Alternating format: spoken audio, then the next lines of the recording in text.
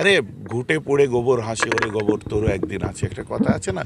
কেসটা তো সেই রকম হচ্ছে যে আজকে আপনি যদি মনে করেন যে অকাপ প্রপার্টি, দেবত্বর সম্পত্তি আছে, খ্রিস্টানদের পার্সোনাল প্রপার্টিজ আছে, ধর্মীয় প্রপার্টি, শিখদের পার্সোনাল প্রপার্টি আছে, আজকে কেন রেভারেন্টরা, বিশপরা, আপনার শিখরা, আপনার হিন্দু সম্প্রদায়ের মানুষেরা আজ কেন আগিয়ে আসছে? মধ্যপ্রদেশ দেখুন তো, দলিতদের উপরে যেভাবে অত্যাচার হচ্ছে, ওরা কি মুসলমান নাকি?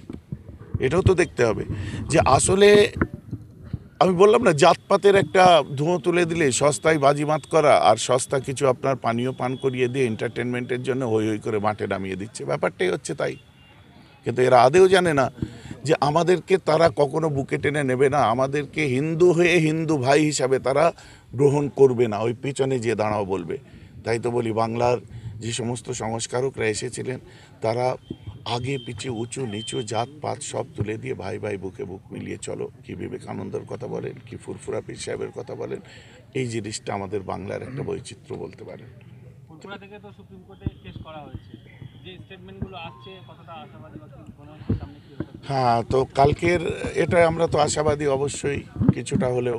দেখা যাক পরবর্তী শুনানির জন্য সমস্ত পীরজাদাদের পক্ষ থেকে আমরা প্রতিনিধি দল, আমাদের ভাইরা সানাউল্লাহ ভাই, তারপরে আপনার সাউদ ভাই, নাজবুল সাদাত ভাই, তিনজনেই গেছিলেন, তিনজনে গেছিলেন সুপ্রিম কোর্টে। আমাদের আগে বৈঠক হয়ে তারপরে আমাদের এই সিদ্ধান্ত নেওয়া হলো আমাদের সুপ্রিম কোর্টে ফুরফুরা দরবার শরীফের তরফ থেকে যাওয়া দরকার, কারণ এটা আমাদের ইমানি দায়িত্ব, আমাদের পালন করতে হবে।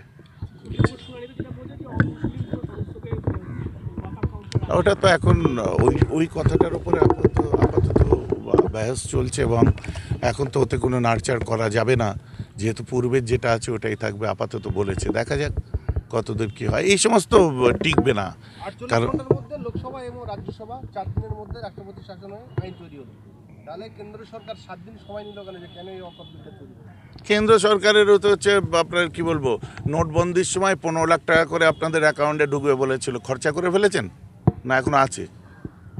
তো ও টাকা নেই, তো এইরকম অনেক কিছু আপনার ওই ধোঁয়া তোলা সস্তায় বাজিমাত করা কথা বলে, এও আবার এই একটা টাইম নেই, এইসব কি বলেন তো আপনার ওই আগে আমি বলছিলাম না বক্তব্যের মধ্যে, মুরারজি দেশাই নয়, পণ্ডিত জওহরলাল নেহরু নয়, আর অন্য কেউ নয়, তো যে যার কথা অনুযায়ী ঠিক বলবে, যার যোগ্যতা অনুযায়ী সে বলবে। জানি না, এটা আমাদের দুর্ভাগ্য।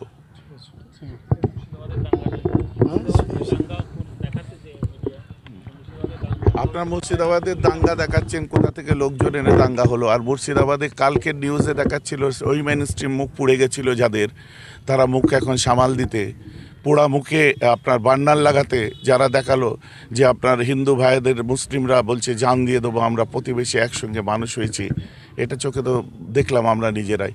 তো ওরা পোড়া মুখে এখন বান্নার লাগাচ্ছে, কারণ বাইরে থেকে লোকজন ঢুকিয়ে দিয়ে বলছে যে এমন কাজ করেছে, তাদেরই মিডিয়াতে দেখাচ্ছে। আসলে ব্যাপারটা আমাদের এখানে বলেন যেখানে বলেন সব জায়গায় ছোট থেকে একসঙ্গে মানুষ হয়েছে, এখানে ওসব সুরসুরি চলে বলে আমার মনে হয় না। ওই বাইরে থেকে এসে কিছু সস্তা পানীয় পান করিয়ে দিয়ে এইসব কাজ করে আর কি। ওয়াকফ আইনের বিরুদ্ধে প্রতিবাদ চলছে, একদিকে আওয়াজ উঠছে যে সাধারণ মানুষ ওয়াকফ আইন সম্পর্কে জানে না, কিন্তু আপনাদের মতো যারা প্রতিবাদে নেতৃত্ব দিচ্ছে তারা উস্কানিতে এই প্রতিবাদ করাচ্ছে বা গন্ডগোল করাচ্ছে, এই ধরনের কথাবার্তা উঠে আসছে। দেখুন, যাদের যে মানসিকতা তারা সেরকম বলবে। আমার যদি পিঠ থেকে যায় আমি চিৎকার করব না?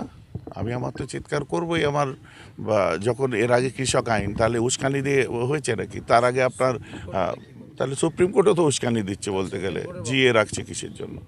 মেন ব্যাপার হচ্ছে এসব অনেক কথাই বলবে, ওসব কথায় আমরা কান দিই না, আমাদের কাজ আমরা করে যাব। মুখ্যমন্ত্রী বলছেন দিল্লি থেকে আন্দোলন করবে।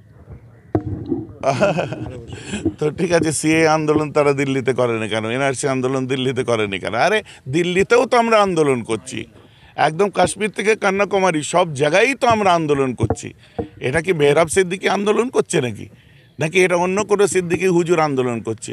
আন্দোলনটা হিন্দু মুসলিম জাতি ধর্ম নির্বিশেষে, খ্রিস্টান আপনার জৈন বৌদ্ধ সবাই মিলে আন্দোলনটা করছে যে বাবা সাহেব আম্বেদকরের সংবিধানে ছেড়ছাড় করা হলো কেন, ভায়োলেট করা হলো কেন? কাশ্মীর থেকে কন্যাকুমারী সব জায়গায় আন্দোলনটা তো চলছে, তো দিল্লিতে তো চলছে, তো দিল্লিতে আন্দোলন হচ্ছে, সারা ভারতে হচ্ছে, অঙ্গরাজ্য হিসাবে বাংলাতেও হচ্ছে, হবে।